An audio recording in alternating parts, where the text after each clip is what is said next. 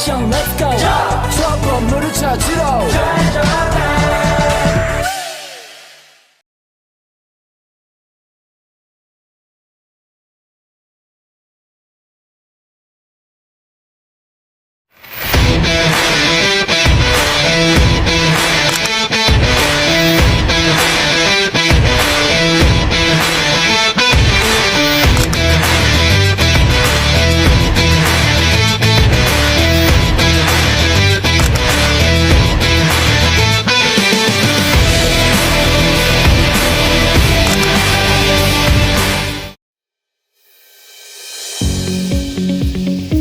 Baiklah, yang pertama kita akan masuk ke pengertian kepemimpinan tim.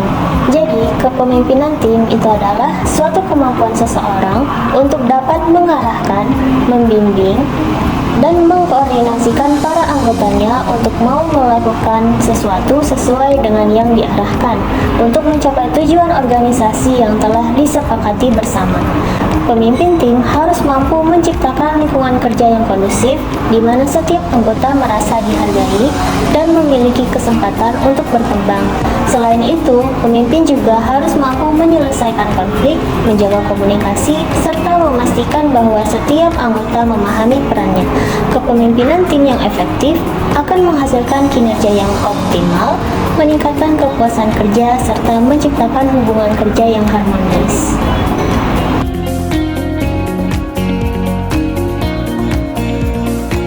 Baiklah, sekarang kita akan masuk ke faktor-faktor yang mempengaruhi kepemimpinan tim. Ada beberapa faktor yang mempengaruhi kepemimpinan tim, yaitu yang pertama, komunikasi yang efektif. Komunikasi yang baik antar anggota tim dan pemimpin sangat penting untuk mencapai tujuan bersama. Pemimpin yang mampu menyampaikan visi secara transparan dan mendengarkan aspirasi anggota akan menciptakan lingkungan kerja yang inklusif. Ketika komunikasi berjalan dengan baik, maka anggota tim akan merasa dihargai dan termotivasi untuk memberikan performa yang maksimal. Yang kedua, pemahaman tentang pendekatan kepemimpinan. Pemimpin harus memahami pendekatan kepemimpinan tim yang tepat dan memiliki fleksibilitas dalam gaya kepemimpinannya untuk situasi tertentu.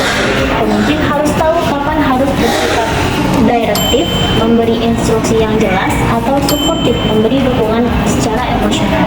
Yang ketiga, efektivitas tim. Efektivitas tim bukan hanya hasil dari kepemimpinan, tetapi juga faktor yang mempengaruhinya. Tim yang memiliki pembagian peran yang jelas dan sinergi yang kuat memudahkan pemimpin dalam melakukan koordinasi. Ketika efektivitas tercapai, maka hambatan operasional akan berkurang, sehingga proses pencapaian tujuan organisasi menjadi lebih efektif dan efisien. Yang keempat, motivasi kerja. Pemimpin harus dapat memotivasi anggota tim untuk bekerja dengan baik dan mencapai tujuan bersama. Dengan adanya motivasi yang diberikan pimpinan, para anggota tim akan merasa bersemangat dalam bekerja, sehingga mengakibatkan perkembangan dan pertumbuhan yang signifikan pada organisasi atau perusahaan.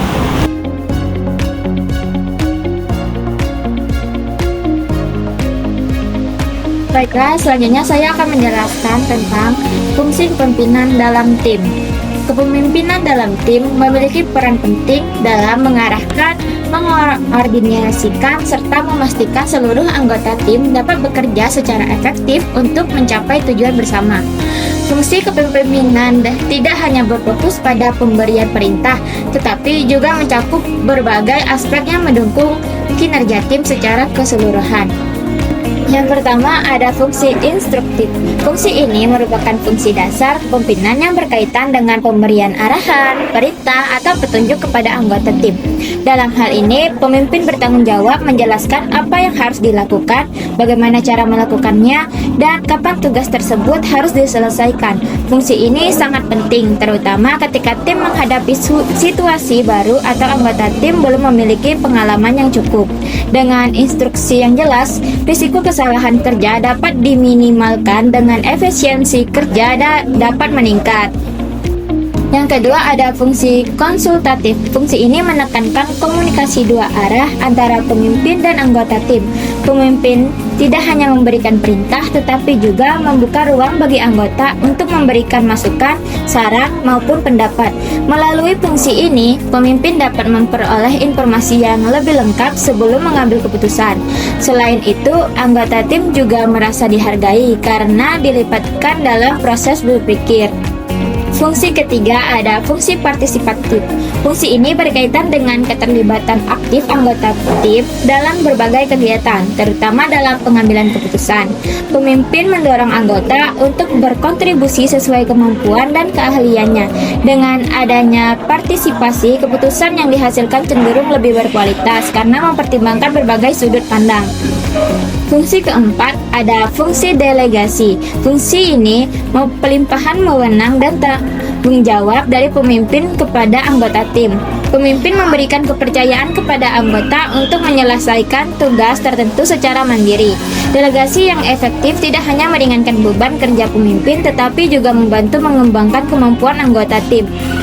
Yang kelima ada fungsi pengendalian. Fungsi ini berkaitan dengan proses pengawasan dan evaluasi terhadap kinerja tim.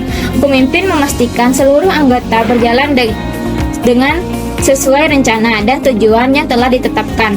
Pemimpin juga memberikan umpan balik serta tindakan korektif apabila terjadi penyimpangan.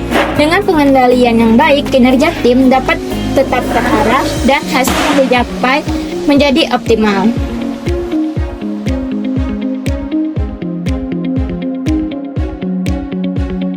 Baiklah, selanjutnya saya akan menjelaskan tentang aspek kepemimpinan dalam tim.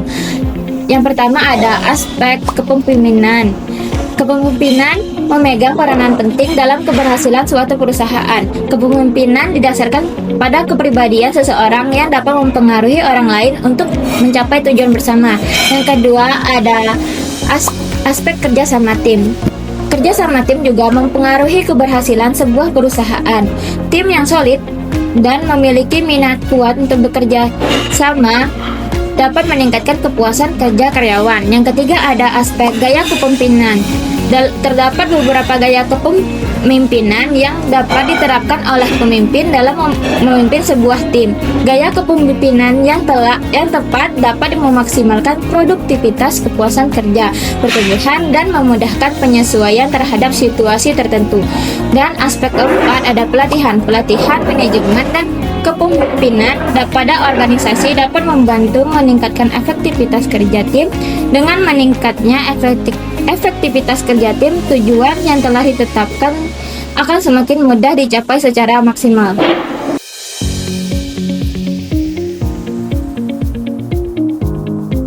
Selanjutnya saya akan menjelaskan karakteristik yang harus dimiliki oleh seorang pemimpin. Pemimpin adalah seorang yang memiliki kemampuan untuk mempengaruhi, mengarahkan, dan membimbing anggota tim agar dapat bekerja sama untuk mencapai suatu tujuan. Untuk dapat menjalankan peran tersebut secara efektif, seorang pemimpin harus memiliki karakteristik yang mendukung baik dari segi kemampuan teknis maupun personal. Adapun karakteristik yang harus dimiliki oleh seorang pemimpin, yang pertama, kemampuan komunikasi, yaitu mampu menyampaikan informasi arahan dan ide secara jelas serta mendengarkan anggota tim secara aktif. Yang kedua, integritas dan etika, yaitu memiliki kejujuran, konsistensi antara perkataan dan tindakan serta menjunjung nilai normal. Yang ketiga, mampu memotivasi, yaitu memberi dorongan, semangat, dan apresiasi agar anggota tim bekerja lebih optimal. Dan yang keempat, mampu mengambil keputusan, yaitu memilih solusi yang tepat berdasarkan analisis dan pertimbangan yang rasional. Dan yang kelima, kemampuan manajemen konflik, yaitu mampu mengelola dan menyelesaikan konflik dalam tim secara adil dan konstruktif.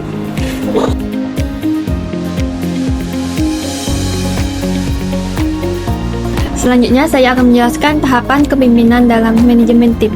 Tahapan kepemimpinan tim dalam manajemen merupakan serangkaian proses yang dilakukan oleh pemimpin untuk mengarahkan, mengelola, dan mengoptimalkan kerja tim dalam mencapai tujuan organisasi. Tahapan ini penting agar kerja tim berjalan secara sistematis, struktur, dan efektif. Adapun tahapan kepemimpinan tim dalam manajemen, yang pertama membentuk tim, yaitu memilih dan menyusun anggota tim yang memiliki kemampuan, keahlian, dan pengalaman yang sesuai serta membangun komunikasi dan keterbukaan antar anggota. Yang kedua, menetapkan tujuan, yaitu menentukan tujuan yang jelas, spesifik, dan realistik agar dapat menjadi arah kerja tim. Yang ketiga, membuat rencana kerja, yaitu menyusun langkah-langkah kerja, pembagian tugas, jadwal, dan sumber daya yang dibutuhkan. Yang keempat, mendelegasikan tugas, yaitu membagi pekerjaan kepada anggota sesuai dengan kemampuan dan tanggung jawab masing-masing. Dan yang kelima, mengawasi pelaksanaan, yaitu memastikan seluruh kegiatan berjalan sesuai rencana dan target telah ditentukan. Dan yang keenam, memberikan umpan balik, yaitu memberikan evaluasi, saran, dan perbaikan secara konstruktif kepada anggota tim.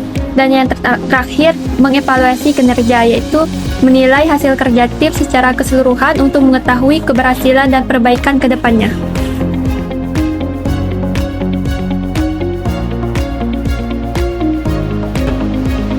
Selanjutnya saya akan memaparkan materi tentang pengambilan keputusan dalam kepemimpinan tim. Pengambilan keputusan dalam tim merupakan proses penting yang menentukan arah, strategi, dan keberhasilan suatu kelompok dalam mencapai tujuan.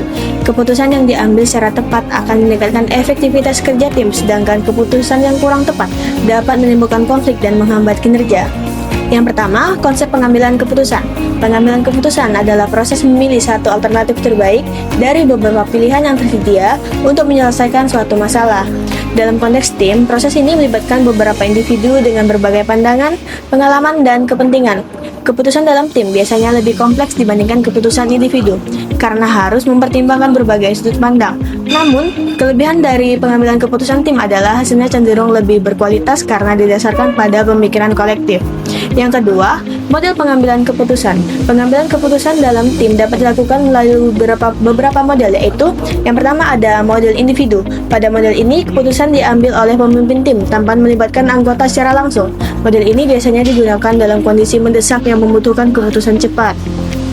Kelebihannya yaitu prosesnya cepat dan tanggung jawabnya jelas.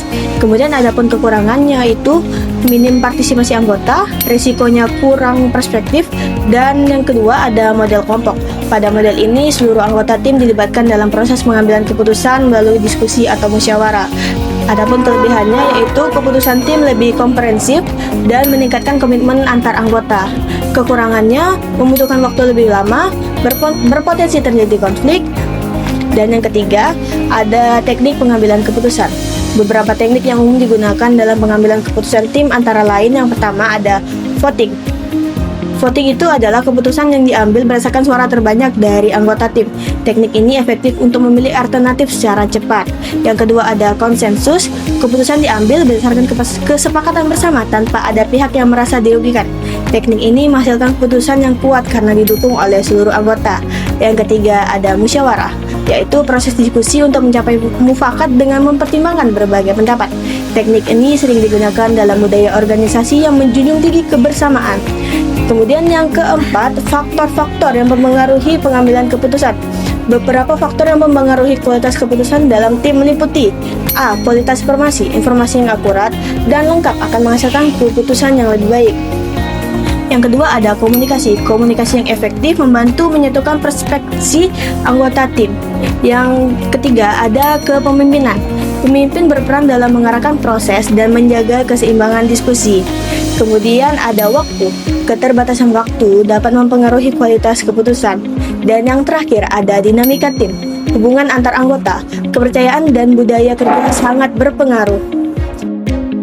Adapun kesimpulan dari materi kelompok kami yaitu kepemimpinan tim merupakan kemampuan pemimpin dalam mengarahkan, mengelola, dan memotivasi anggota agar bekerja sama untuk mencapai tujuan bersama.